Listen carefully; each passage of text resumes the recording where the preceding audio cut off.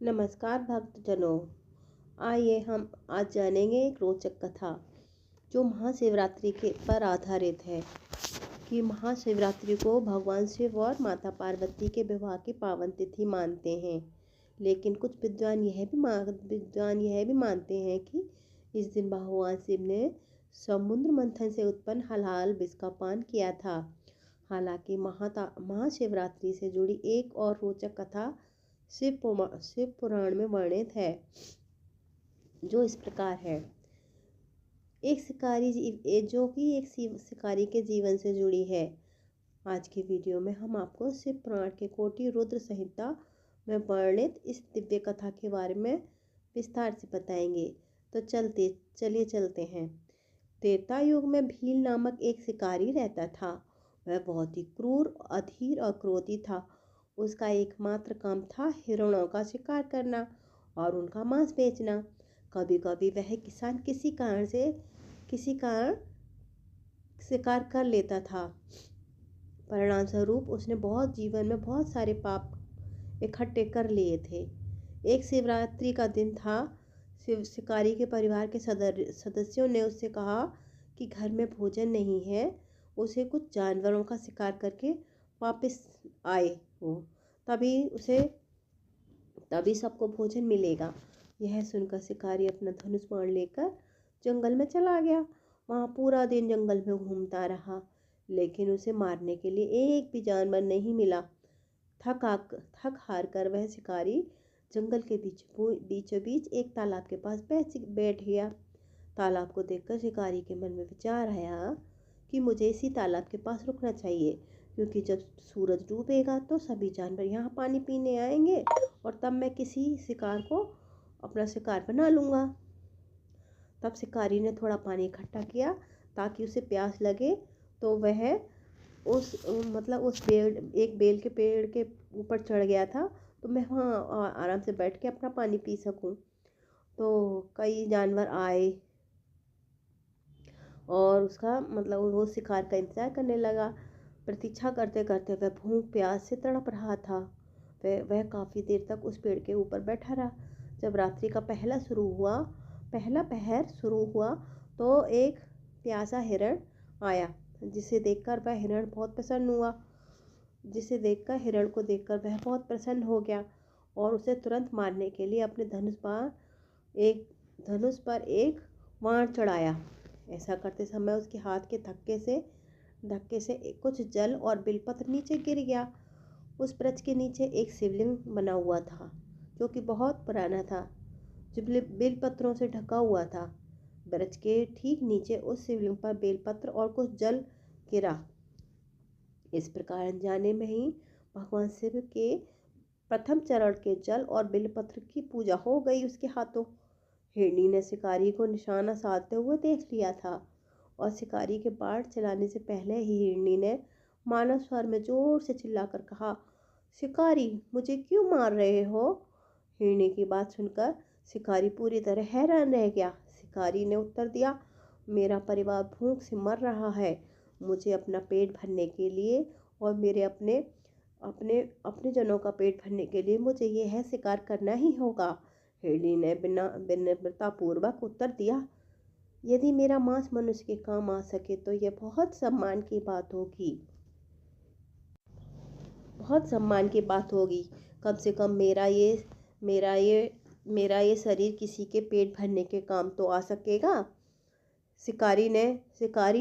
हिरनी की बात सुनकर शिकारी पूरी तरह हैरान रह गया।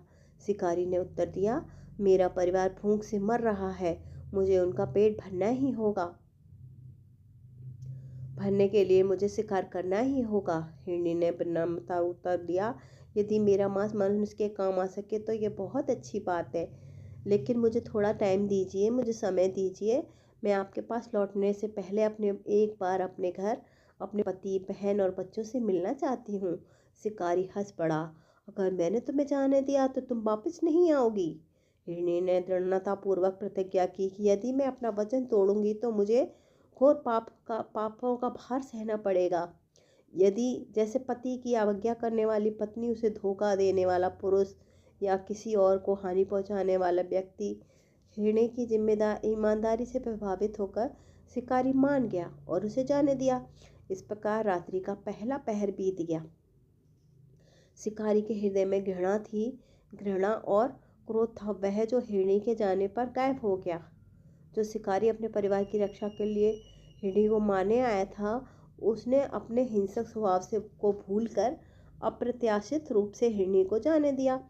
शिवरात्रि पर शिव की पूजा करने की ऐसी शक्ति है। रात्रि के पहले पहर में शिव को जल और बेल पत्ते चढ़ाने से अनजाना क्रोध, ईर्ष्या और घृणा से मुक्ति मिलती है और आंतरिक शक्ति मिलती है। रात्रि का पहला पहर बीत जाने के बाद शिकारी बेल के पेड़ पर बैठा था। सीधी हिरणी की बहन उत्साहित होकर तालाब पर पहुंची और हमला करने के लिए तैयार हुई। लेकिन जैसे ही वह आगे बढ़ा, बेल के पत्ते पर जल अनजाने में शिवलिंग पर गिर गया। दूसरे पहर की पूजा पूरी हो गई। हिरणी ने दया की भीख मांगी और अपने परिवार से मिलकर लौटने का वादा किया। हालांकि शिकारी ने उसे भी जाने दिया। बाद में हिरणी का पति अपने परिवार को खोजता हुआ आया। शिकारी ने फिर निशाना साधा, लेकिन एक बार फिर बेल के पत्ते और जल शिवलिंग पर गिर पड़े।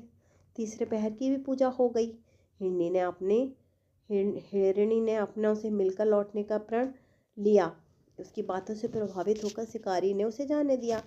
घर पहुंचकर तीनों हिरनियों में चर्चा हुई कि कौन लौटेगा शिकारी के पास। उनके लौटने से आश्चर्यचकित हुआ और उसने हमला करने की तैयारी करते हुए अपार प्रसन्नता का अनुभव किया। बेल के पत्ते और जल से शिवलिंग पर गिरे और अंतरिम पहर की पूजा हो गई उसकी। उसी क्षण उसका हृदय हिरण की पवित्रता और निस्वार्थता के लिए पश्चाताप से भर गया। वह यह महसूस करते हुए कि उसने हमेशा के लिए हिंसा का त्याग कर दिया, उसका दिल बदल गया था। उसकी भक्ति से प्रसन्न होकर भगवान शिव उसके समक्ष प्रकट हो गए। शिव ने घोषणा की, भील, तुम शुद्ध हो गए हो। तुम अपने देश के शासक गुहू के रूप में जाने जाओगे। एक दिन भगवान राम तुम्हारे पास आएंगे। भक्ति पूर्वक उनकी सेवा करो और तुम्हें दिव्य आशीर्वाद प्राप्त होगा।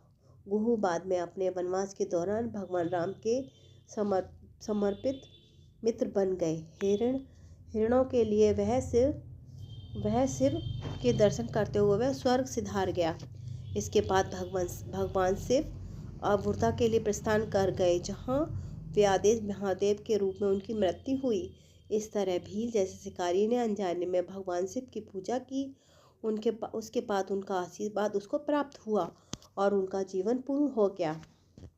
यह शिवरात्रि का महत्व, यही भगवान शिव की पूजा की शक्ति है। वे आशुतोष हैं जो थोड़ी सी भक्ति से भी प्रसन्न हो जाते हैं। कोई भी व्यक्ति चाहे कितना भी पूजा अर्चना कर ले, सभी शास्त्रों का पाठ कर ले या हर तीर्थ स्थल पर चला जाए, लेकिन शिवरात्रि पर सच्चे मन से भगवान शिव की पूजा करने से उसे कई गुना अधिक आशीर्वाद प्राप्त होता है। तो दोस्तों, इस प्रेरणादायक कहानी से हमें ये सीख मिलती है कि हम सच्ची भक्ति और त्याग से हमें अपना जीवन बदल सकते हैं। भगवान शिव की कृपा सदैव हम पर बनी रहे। बोलो जय भोलेनाथ।